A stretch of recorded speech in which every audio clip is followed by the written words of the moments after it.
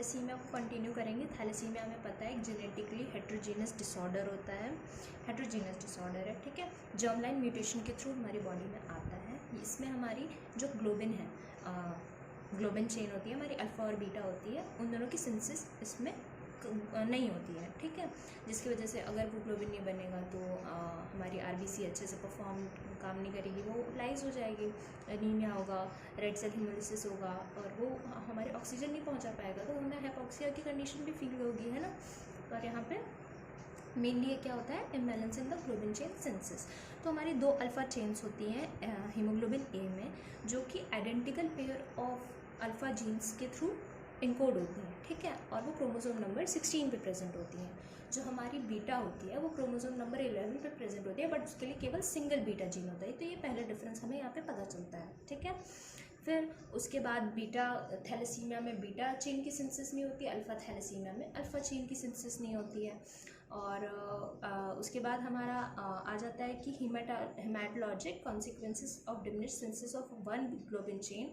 इसमें क्या होता है, या तो हमारी हीमोग्लोबिन डेफिशिएंसी की वजह से हमें हेमाटोलॉजिक कॉन्सिक्वेंसेस फेस करने पड़ रहे हैं, है ना, या तो किसी दूसरी ग्लोबिन चेन की एक्सेस की वजह से हमें प्रॉब्लम हो रही है, ठीक है। या तो हमारी अल्फ़ा बीटा थैलेसीमिया में किसी एक चेन की एक्सेस हो गई है तो हमें प्रॉब्लम हो रही है, या तो हीमोग्लोबिन की डेफिशिएंसी हो गई है ना, तो हमें प्रॉब्लम हो रही है। तो ये दोनों के कॉन्सिक्वेंसेस हमें झेलने पड़ेगा।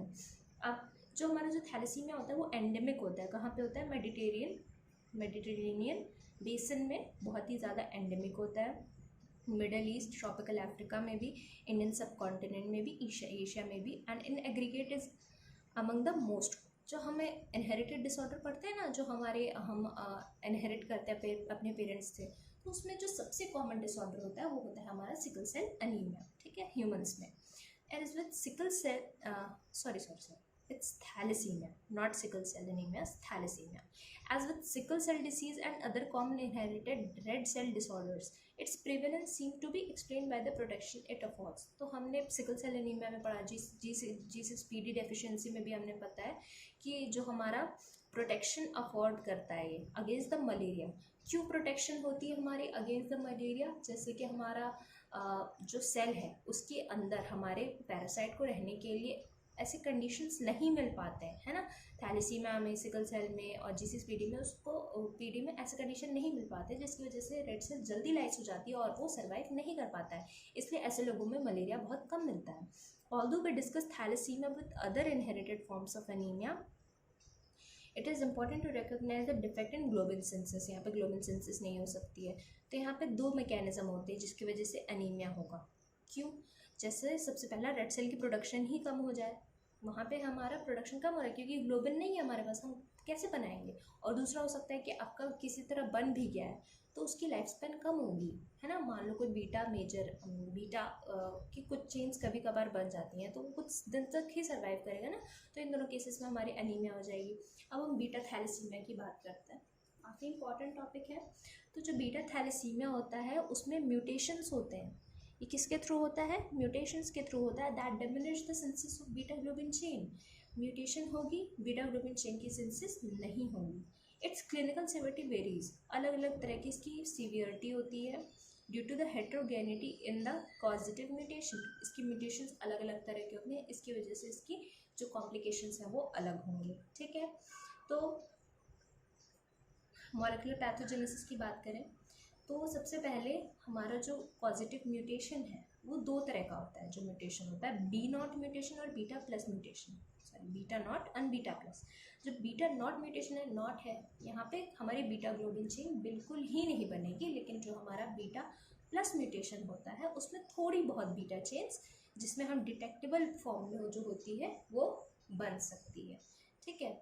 फिर सीक्वेंसिंग जो होती है उसमें 100 से ज़्यादा पॉजिटिव म्यूटेशंस पाए गए हैं, लेकिन जो सबसे ज़्यादा अकरिंग है वो है पॉइंट म्यूटेशन, ठीक है। तो सबसे ज़्यादा हमें पॉइंट म्यूटेशन ही देखने को मिलता है। अच्छा, जो हमारा पॉइंट म्यूटेशन है अब वो हमारे 3 क्लासेस में आता है। तो जो पॉइंट म्यूटेशन है उसमें सबसे पहला हमारा आता है स्प्लाइसिंग म्यूटेशन। हमने पढ़ा है ट्रांसक्रिप्शन ट्रांसलेशन जो भी होता है उसमें स्प्लाइसिंग होती है, ठीक है। तो मोस्ट कॉमन कॉज होता है किस चीज़ का? बीटा थैलेसीमिया का। ये मोस्ट कॉमन कॉज है किस चीज़ का? बीटा प्लस थैलेसीमिया का। बीटा प्लस थैलेसीमिया हमने पढ़ा कि इसमें कुछ चेन्स प्रेजेंट होती हैं। Some of these mutation destroy normal RNA splice junctions.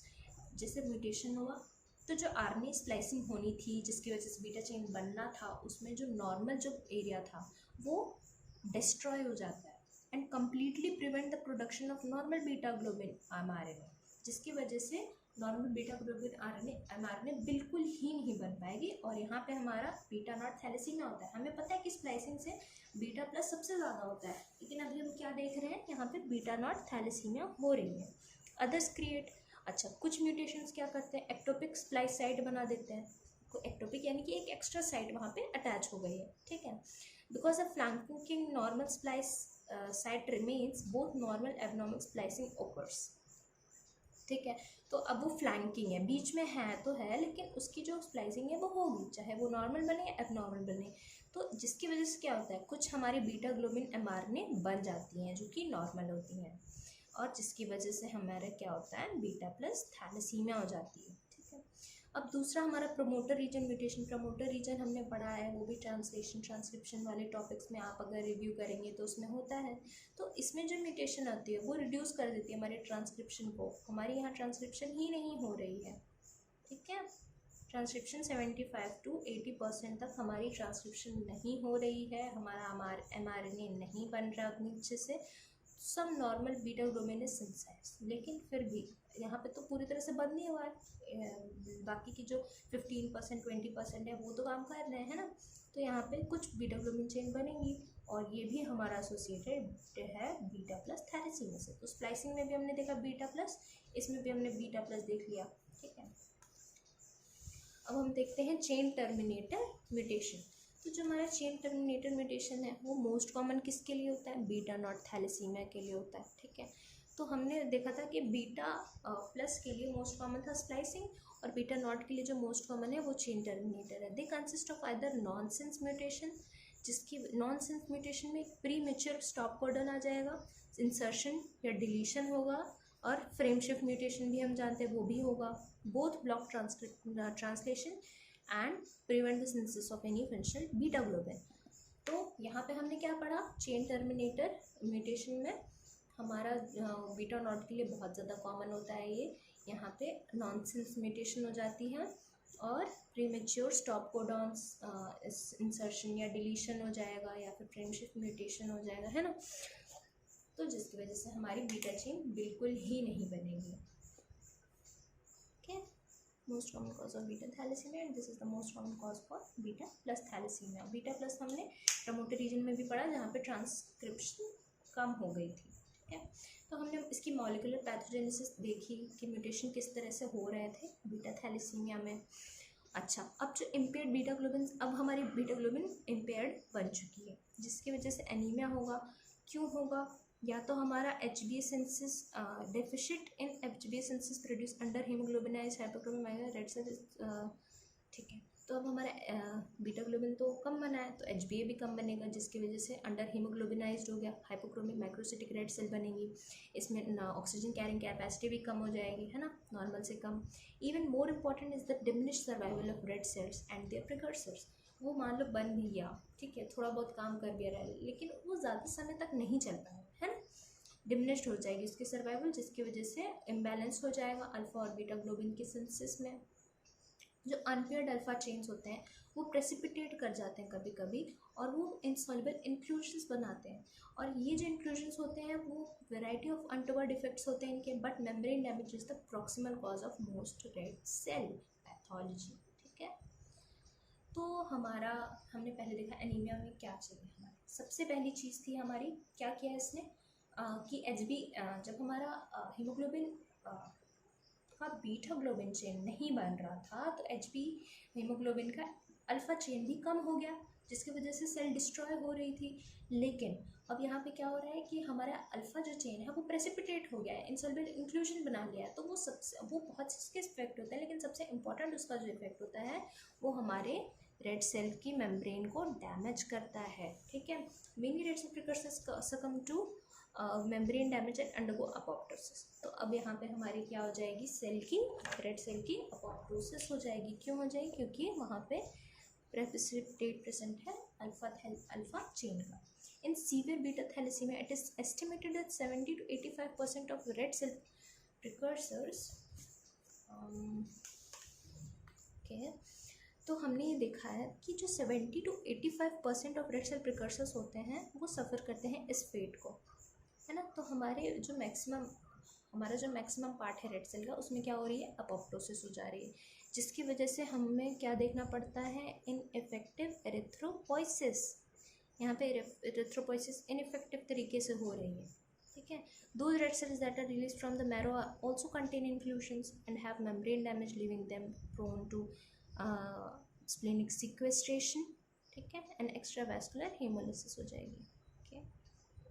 यहाँ पे extravascular hemolysis तो हमने पढ़ा था हेरिडिटरी स्पेरोसाइटोसिस में extravascular hemolysis होती है, हमारे G6PD में एक्स्ट्रावेस्कुलर प्लस इंट्रावेस्कुलर दोनों में होती है, हमारे सिकल सेल एनीमिया में भी एक्स्ट्रावेस्कुलर इंट्रावेस्कुलर दोनों होती है, थैलेसीमिया में अभी तक हमने पढ़ा एक्स्ट्रावेस्कुलर हेमोलिसिस होती है।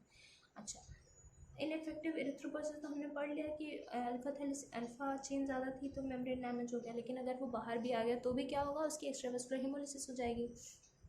जो हमारा सीवियर बीटा थैलेसीमिया होता है, ineffective erythropoiesis creates severe additional problems, बहुत ही सीवियर हो गया तो उसमें क्या होगा, erythropoietic drive in the setting of severe leads to massive erythroid hyperplasia.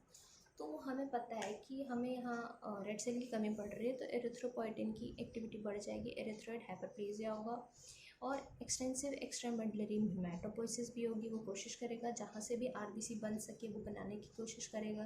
The expanding mass of red cell precursor erodes the bony cortex, है ना। तो वो क्या करेगा, एक्सपैंड कर रहा है मास, तो उसका जो बोनी कॉर्टेक्स है वो थोड़ा इम्पेयर होने लगेगा, बोन की ग्रोथ कम हो जाएगी और स्केलेटल एबनॉर्मेलिटीज़ भी हमें कुछ मिलेगी। जो एक्स्ट्रा मेडुलरी हेमाटोपोइसिस होता है वो हमारे लिवर में होता है, स्प्लीन में होता है, लिम्फ नोड्स में होता है और थोरैक्स, एब्डोमेन, पेल्विस में भी हो सकता है, ठीक है। The metabolically active erythroid progenitors steal nutrients from other tissues that are already oxygen starved, जिसकी वजह से कैटचिक्सिया की कंडीशन भी हमें यहाँ पे मिलेगी।